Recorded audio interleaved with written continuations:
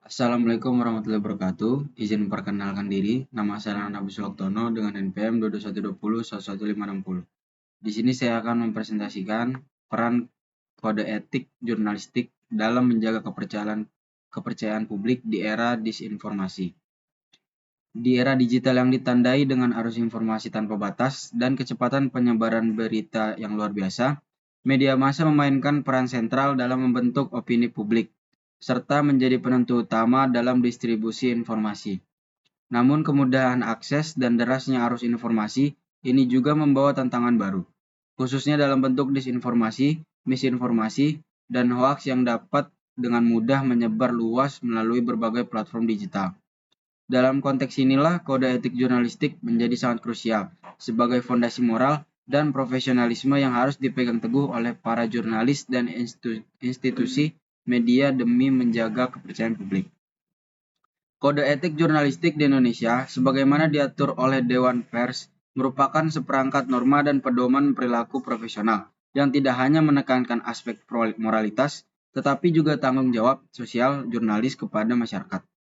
Kode etik ini mengatur prinsip-prinsip dasar seperti independensi, akurasi, keberimbangan, perlindungan terhadap privasi, serta larangan terhadap pembuatan berita bohong, fitnah, dan diskriminasi.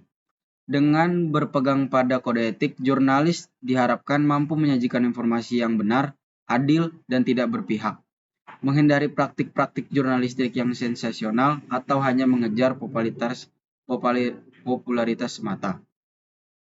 Kepercayaan publik merupakan modal utama yang harus dijaga oleh media. Ketika masyarakat merasa yakin bahwa informasi yang mereka terima berasal dari sumber yang dapat dipercaya, maka media tersebut akan menjadi rujukan utama dalam pengambilan keputusan, baik secara individu maupun kolektif. Sebaliknya, pelanggaran terhadap kode etik jurnalistik seperti penyebaran berita yang tidak akurat, bias, atau bahkan bohong dapat meruntuhkan kepercayaan publik secara drastis. Dampak dari pelanggaran tersebut tidak hanya terbatas pada menurunnya kredibilitas media, tapi juga dapat memicu polarisasi sosial, memperburuk konflik, serta menurunkan kualitas pendidikan media di masyarakat. Secara normatif, kode etik jurnalistik seharusnya berfungsi sebagai pagar moral yang membatasi perilaku jurnalis agar tetap berada dalam koridor kebenaran, keadilan, dan tanggung jawab sosial.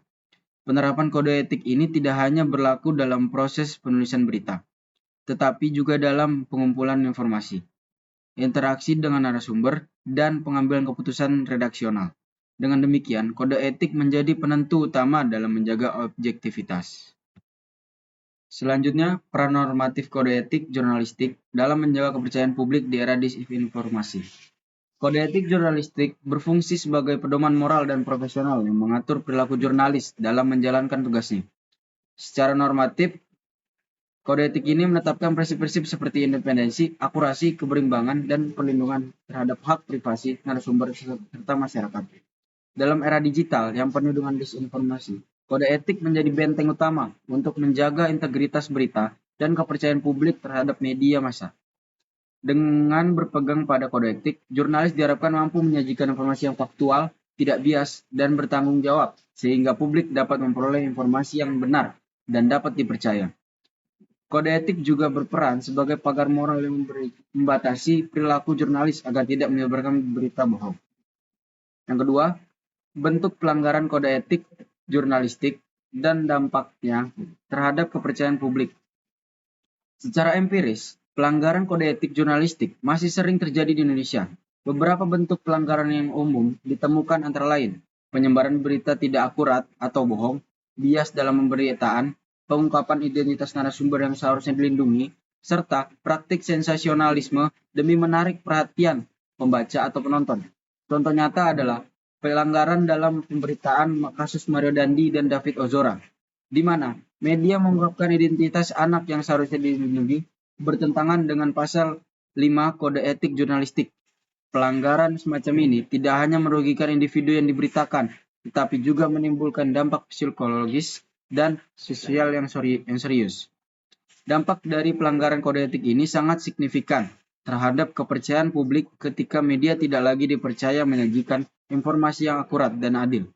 publik cenderung skeptis dan mencari sumber informasi yang lain yang seringkali tidak terverifikasi. Hal ini dapat memperburuk polarisasi sosial dan konflik, serta menurunkan kualitas literasi media. Kepercayaan yang menurun juga berpotensi merusak reputasi media dan menurunkan kredibilitas profesi jurnalistik secara keseluruhan. Yang ketiga, kendala dalam implementasi kode etik jurnalistik. Implementasi kode etik jurnalistik di lapangan menghadapi berbagai kendala. Salah satu faktor utama adalah kurangnya pemahaman dan penghayatan terhadap kode etik oleh sebagian besar jurnalis. Studi menunjukkan bahwa hanya sebagian kecil wartawan yang benar-benar memahami dan menerapkan kode etik secara konsisten dalam praktis sehari-hari. Hal ini disebabkan oleh latar belakang pendidikan jurnalistik yang beragam dan kurangnya pelatihan etika secara berkelanjutan. Selain itu, tekanan ekonomi dan persaingan media yang ketat juga mendorong sebagian media dan jurnalis untuk mengabaikan kode etik demi mengejar sensasi dan popularitas. Praktik clickbait, berita provokatif, dan sensasionalisme seringkali menjadi pilihan untuk menarik perhatian publik dan meningkatkan pendapatan iklan, meskipun mengorbankan akurasi dan objektivitas. Kurangnya pengawalan internal dan eksternal terhadap pelanggaran kode etik juga menjadi kendala serius. Lembaga pengawas seperti Dewan Pers dan Komisi Penyiaran Indonesia memiliki peran penting, namun keterbatasan sumber daya dan kewenangan membuat penegakan kode etik belum optimal. Di sisi lain, masyarakat dan narasumber juga perlu lebih aktif dalam melaporkan pelanggaran agar pengawasan dapat berjalan efektif. Yang keempat, upaya memperkuat pengawasan dan penegakan kode etik. Untuk mengatasi kendala tersebut, diperlukan upaya terpadu dari berbagai pihak. Pertama, edukasi dan pelatihan etika jurnalistik harus diperkuat secara berkelanjutan agar jurnalis semakin memahami dan menginternalisasi kode etik dalam praktik kerja mereka. Pendidikan formal dan pelatihan profesional dapat menjadi sarana penting dalam membangun kesadaran etis.